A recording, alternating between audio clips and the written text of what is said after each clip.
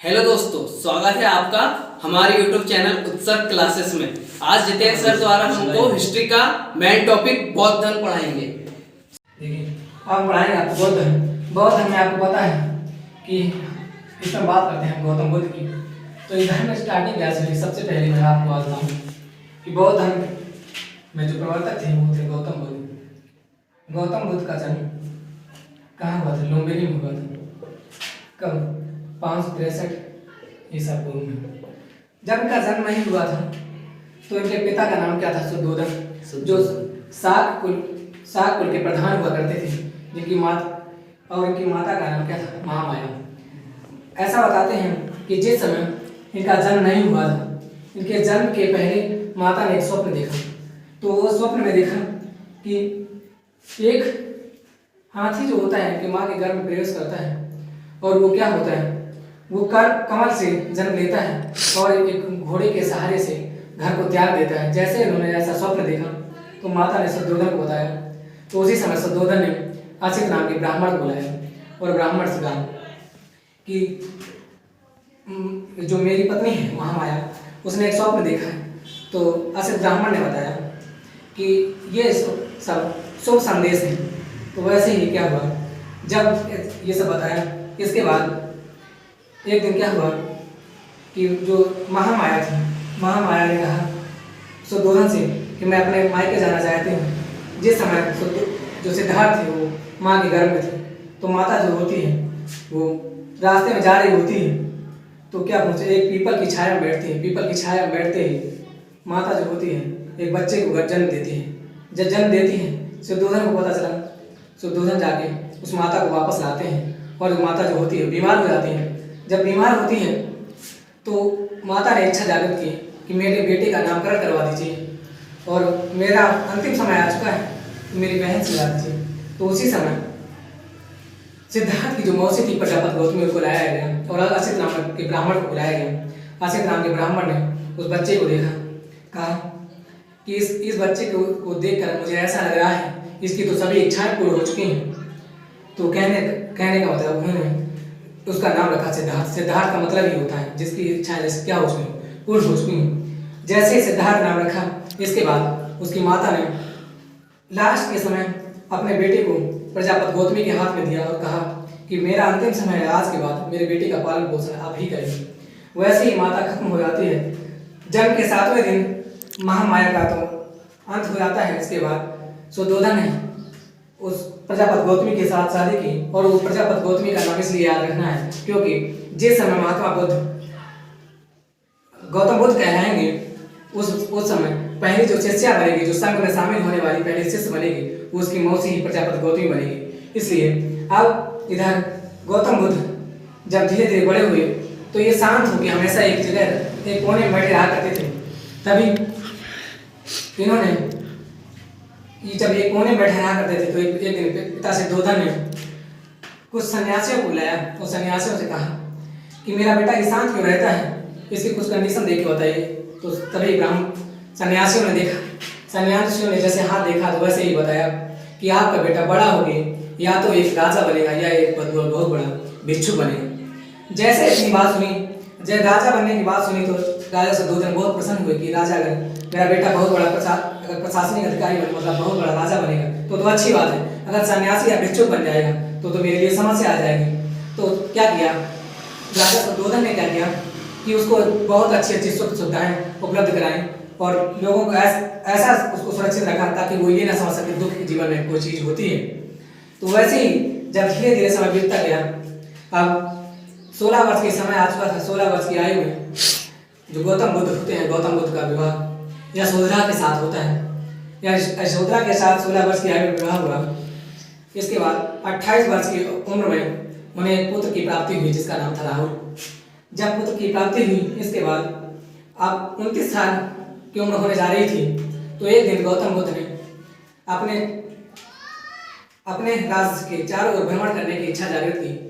तो क्या हुआ, उनके पिता शुद्धोधन ने अपने सारथी चन्ना को और घोड़े कंथक को तैयार करने के बाद उसको चारों तरफ घुमाने के लिए भेजा।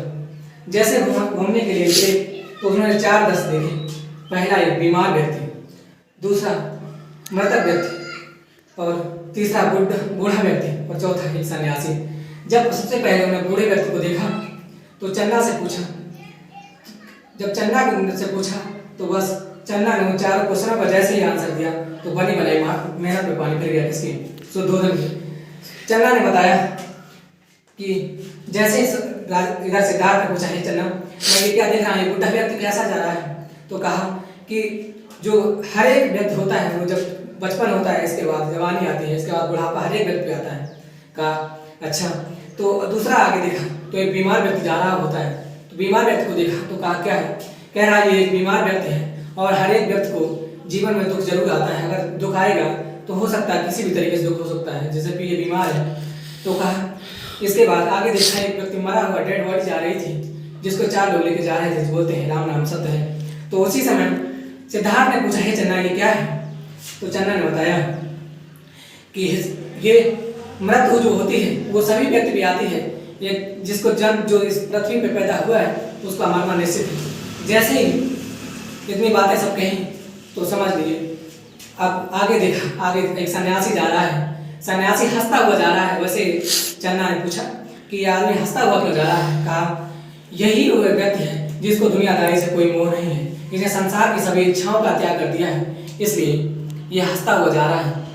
तो उसी समय जब पूरी की पूरी इच्छाओं का जब पूरी इच्छाएं खत्म हुई किसकी? सिद्धार्थ की। तो सिद्धार्थ ने कहा सबसे बेस्ट जीवन की किसका है? एक भिक्षुक का। तो सिद्धार्थ के मन में आया कि मैं भिक्षुक क्यों ना बन जाऊं। तो वैसे ही उससे बहुत सारे क्वेश्चन इस तरीके से बनते हैं, जैसे भिक्षुक बनने की इच्छा जागृत की तो उन्होंने घर छोड़ अपने घर 29 वर्ष की अवस्था में गृह त्यागने के लिए सोच लिया। उसे क्या कहते हैं? महाभिनिष्क्रमण कहते हैं।